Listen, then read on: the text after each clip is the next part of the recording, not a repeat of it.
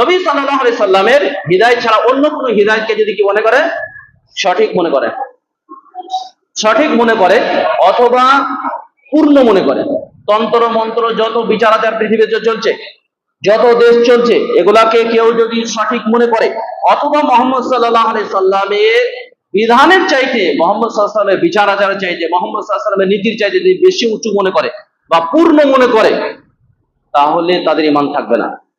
কি হবে? ঈমান থাকবে না। কেউ যদি বলে যে এখন তো চোরের হাত কাটা যাবে না, আমাদের দায়িত্ব নেই, সেটা হচ্ছে বাদশার দায়িত্ব, খলিফাতুল মুসলিমের দায়িত্ব, কিন্তু আকীদায় যদি গোলমাল থাকে যে না ওসব চলবে না, ওসব সেকেলে, এখন ওসব চালানো যাবে না, এখন আধুনিক যুগে এসেছে, আধুনিক পদ্ধতির শাসন হবে বা আধুনিক পদ্ধতিতে বিচার আচার হবে, এই আকীদা যদি কেউ ধারণ করে, তাহলে তার ঈমান থাকবে না। কি হবে? তার ঈমান থাকবে না। আপনাকে করতে বাধ্য করা হয়নি, কারণ আপনার যখন ক্ষমতা আসবে তখন আপনি করবেন, কাউকে জোর করে করতে বলা হয়নি। যখন সব মানুষ একমত হবে, যখন ইসলামী রাষ্ট্র কায়েম হবে, তখন তা বাস্তবায়ন হবে, কিন্তু আকীদাকে ঠিক করতে হবে। কি হবে? আকীদা ঠিক করতে হবে।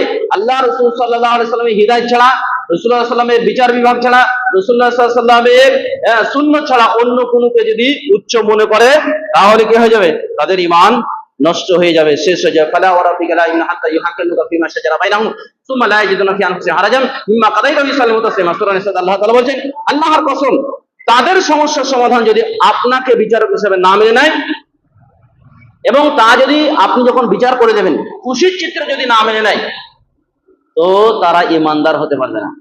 শুধু সন্তুষ্ট নয়, তাসলিম শব্দ এসেছে, একবারে অন্তরের অন্তঃস্থল থেকে মেনে নাও, কোন রকম ভাবে টুটা করবে না।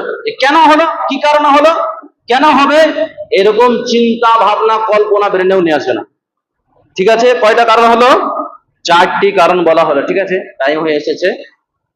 তো ঈমান হচ্ছে খুবই গুরুত্বপূর্ণ বিষয়। ঈমান কিসে নষ্ট হয় সেটা অবশ্যই আপনাকে বলতে হবে এবং জানতে হবে।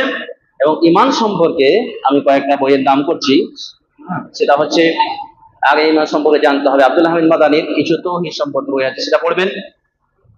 এবং ওনার আল্লাহ রাব্বের নাম এবং গুণ সম্পর্কে বই আছে, সেটা পড়বেন। এবং ইমাম আবু হানিফার যে বইটা আছে ফিকুল আকবার, সেই বইটাও তরজমা এবং ব্যাখ্যা করেছেন আব্দুল্লাহ জাহাঙ্গীর স্যার, সেটা পড়বেন। আব্দুল্লাহ জাহাঙ্গীর স্যার আকীদা সম্পর্কে একটা বই লিখেছে, মোটা বই, সেটা পড়বেন, বাংলা বই যারা পড়া জানেন। আর মোহাম্মদ আবু বকর জাকারিয়া, রহমান আরশে উঠেছে, এই বইটা পড়বেন। আমার জীবনের সবচেয়ে গুরুত্বপূর্ণ বই এটা দেখেছি, যে সমস্ত সালাফদের আসাদ লেখা আছে, ও বাইরেকার কোনো কথা লেখা নেই। দ্বিতীয় হচ্ছে মোহাম্মদ আবু বকর জাকারিয়ার কিছু আরো আকীদার বই আছে, সেগুলো পড়বেন। এবং সালেহ উসাইমিনের উসুলুস সালাসা, মূলনীতি 3টি, এটা যদি পারেন তো পড়বেন।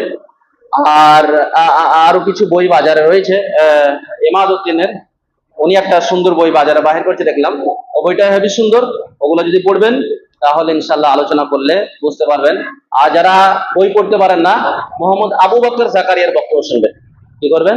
মোহাম্মদ আবু বকর জাকারিয়ার বক্তব্য শুনবেন, ঈমান আকীদা সম্পর্কে, তাহলে ইনশাআল্লাহ ভালো করে বুঝতে পারবেন। আল্লাহর কাছে দোয়া করি, আর যারা আরবি জানেন তারা সালেহ উসাইমিনের বই পড়বেন।